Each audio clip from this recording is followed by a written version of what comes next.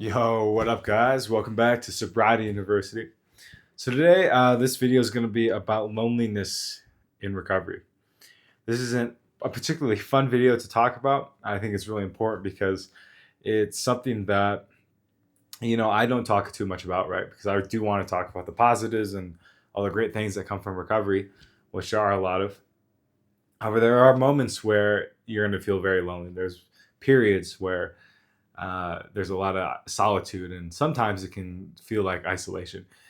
So I think it's just a really important topic too, because this is, I think, one of those things where people give up in the recovery when they start to feel this state, right?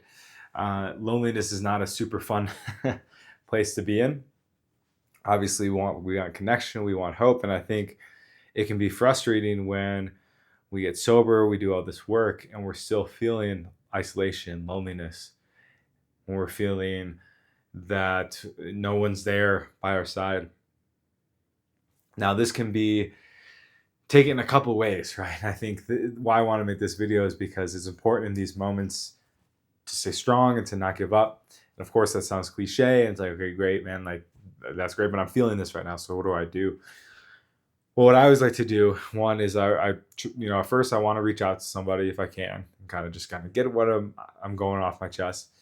And this is why having a good support system is really important. This is why, getting some sort of mentor or sponsor can be of great value. Now, even then, though, it's like, okay, I did that and I still feel this loneliness. Well, that's where it's time to say, okay, I got to go inwards. I got to learn to be with myself. And God forbid, guys, I say this out loud, but this is not an easy thing to do. I still struggle with it for sure, especially when I come off periods of great social abundance. And then I'm kind of, more with myself and feeling that, yeah, kind of aloneness. And to be frank, this is one of the reasons I made this video tonight, because I'm feeling a little bit of that in my life right now. I'm in a period where, uh, some of my good friends are gone. I'm not really too active in dating right now, so I'm spending a lot of time by myself, and I think, and it's been quite painful because I'm used to having other friends and a social network, and this I think can be relatable to you, especially if you're in early recovery and you're starting to quit a certain addiction, because maybe a big part of the addiction was the social aspect that came with it. Maybe you had a lot of friends that you used with and partied with and all that stuff, and now that you're saying no so long to the substance or the behavior, you're also kind of saying goodbye for now to those people, because it's not the healthiest to spend time with them, especially if you're on this new path.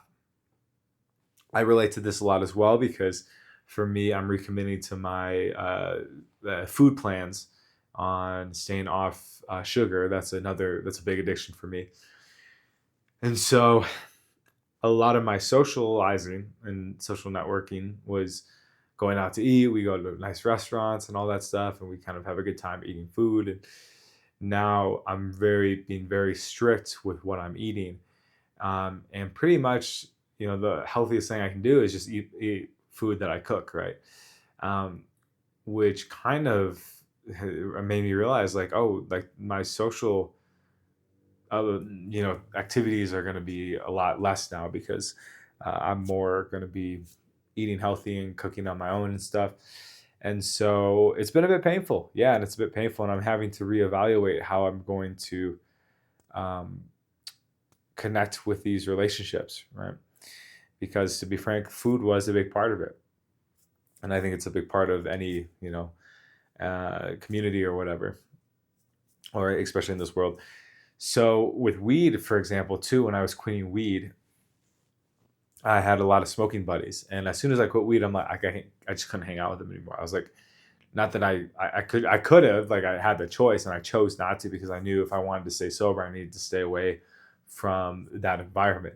And so there's a lot of loneliness that came, and a lot of isolation and spending by myself, solitude. I think there's a difference between isolation and solitude. So I want to distinguish those two, in case you guys don't. Isolation is more of like a painful state, I would say. It's and I think, well, you can look at isolation and solitude at the same thing, as they're the same activity per se.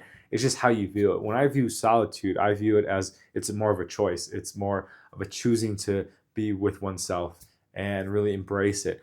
Isolation, it almost feels like it's being thrust upon us. And I think both are in the same realm, basically, but it's just important to distinguish the two and choose solitude as the mindset versus isolation. So for me, for example, like I'm feeling isolation, but in reality, it's solitude because I'm choosing not to engage in these food behaviors anymore, which means I'm choosing not to hang out with some people anymore. And then I'm also with weed, I was choosing not to smoke weed or hang out with people that smoke weed. So it was my decision at the end of the day, even though it didn't feel like it in the moment. But I think that's an important thing to distinguish. So continuing on, loneliness, it's something that must be harnessed and learned and embraced.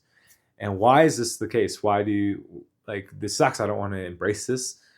Well, it really teaches us that at the end of the day, we are kind of alone on this planet. That even though there's billions of people, we are all having our own individual experience. Wow, that was profound. And once that gets realized, it's like, whoa, um, I'm kind of free to do as I wish to an extent, of course. I'm not tied to anything. I'm not tied to anyone. Um, I am my own person at the end of the day, and I can make my own decisions. I don't need to follow the herd or do what people expect me to do, all that stuff. And I think this can be a very freeing thing to realize. I know it has been for me, for sure. Just realizing that I don't need to follow it. Like I am my own individual person, and it's been quite nice, right? So to get there, though, one has to go through the kind of those dark nights of the soul, that isolation, that loneliness, the solitude, again, however you want to view it, and really kind of embrace that. Okay, this is my journey. This is something I'm gonna have to take on by myself.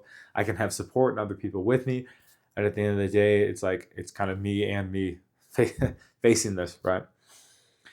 So yeah, guys, comment down below if you're in a period of isolation or solitude right now. I think it's it's not uncommon. It's not something that we really want to talk about. I don't feel whenever I enter a period of solitude and kind of some loneliness, I don't feel proud of it. I feel a bit embarrassed. Like, man, like I want to be having a great social network. Why am I not having it in this moment? And again, life is just, it ebbs and flows. We have periods of growth and expansion, and then periods of kind of more what seems like regression and more like going inwards. And again, that's what I'm in right now. I'm in a period of refiguring what I'm supposed to be doing in this next period of my life here. I'm reevaluating, okay, what kind of relationships do I want? I'm reevaluating what kind of person do I want to be and what relationship I want with myself, because there are pros and cons with having a ton of a lot of socialization, a lot of dating. I've talked about it before. I do dating coaching as well, as my main business here, and so dating comes with a host of things too. A lot of times you don't feel lonely, but a lot of times you might be dating the wrong person and all that stuff. So I'm choosing to be more selective with who I date, which means I'm not going to have as many options to date because I'm being a lot more selective. I turned down a girl today. She had to reschedule a date, and she's like, "Hey, we can do. I'm happy to see you next week. I'm just super hungover." And in the past, I might have been like, "Yeah, okay, hey, she drinks. That's okay." Something came over me, and I was in a recovery meeting at the time, which I really recommend getting into because they're free and you can really connect with some awesome people and share experience and go through the steps and all that stuff. I had the moment where I was like, okay, I can make a couple choices here. I can say, yes, sounds great. I'll see you next week. What I said was, hey, they canceled on me. That was a disrespect to my time. And they canceled on me because they decided to behave and indulge in a behavior that I am very against, which is drinking and binge drinking. So I said, hey, no problem. Probably not a good match because I don't drink, but wish you all the best. And that was a big moment for me. And the moment it hurt, I was like, why did I do that?